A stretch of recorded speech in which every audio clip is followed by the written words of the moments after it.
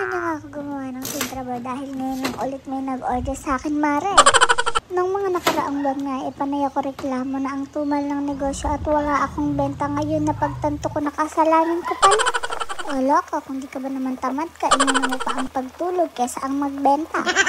Pura ka kasing hilata, pa-tiktok ka pa, hindi ka naman maganda. Sorry, Mari, akala ko kasi ako si Princess Sarah. Pagdating ng at-30, matik bayad ang bills, may pang sangyup pa.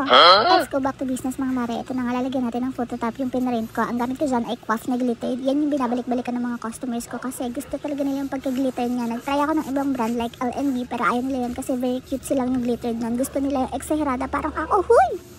Lalapat na nga natin tong vinyl sticker with phototop. Ang gamit ko dyan ay Quaff din na brand, yung bagong labas nila yung matte. Dito, Mari, ipiprintin natin yung A3 size. Ang gamit ko for A3 ay photo paper na satin.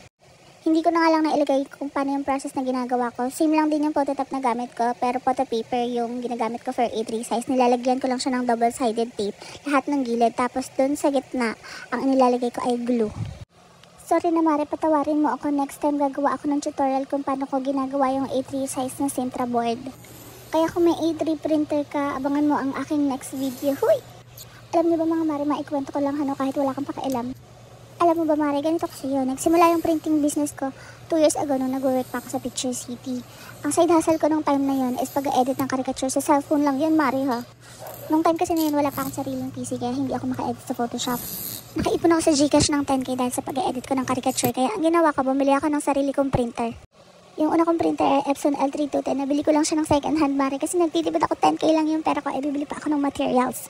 Nung panahon na yun, usong-uso ang Sintra board kaya gustong-gusto ko matutong gumawa ng ganon.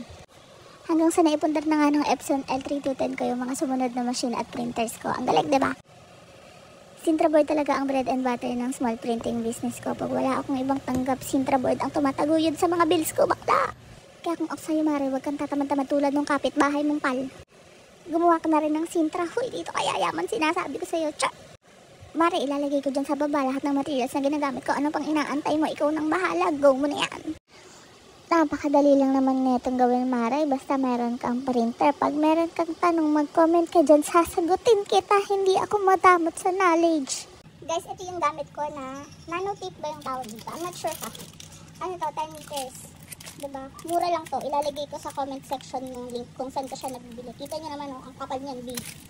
At maganda. Meron kasi ako mga nabibili nito before. Ano lang siya? Ang nipis, B.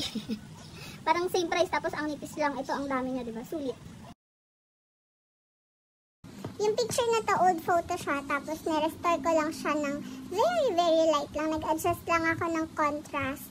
Tsaka ng color. Medyo tinimpla ko lang yung color. Tapos in-enhance lang yung picture dun sa website na ginagamit ko. O, Mari, bumalik na tayo. Yung backing ng mga phototop ang ginagamit ko pagkatapos na natin at i-deliver na natin siya. Since may tupi na yan, lalagyan lang natin siya ng tape para kahit pa paano medyo presentable pag binigay natin kay customer. Hindi naman kailangang bonggang-bongga. Yung isang side lang yung nilalagyan ko ng tape para pag i-check nila upon meet up, madali siyang buksan. Sabi ko nga sa mga nauna kong video, hindi ko tinatapon yung mga backing ng phototop kasi nahihinayangan ako, ang ganda sana, ang kapal. Ginagawa ko, sinishred ko na lang siya, tapos nagagamit ko siya pag nagpapak ako ng iba kong orders. Kayo, ano pang ibang ginagawa niyo sa backing ng phototop? Share nyo naman, Mars. Thank you for watching. Bye!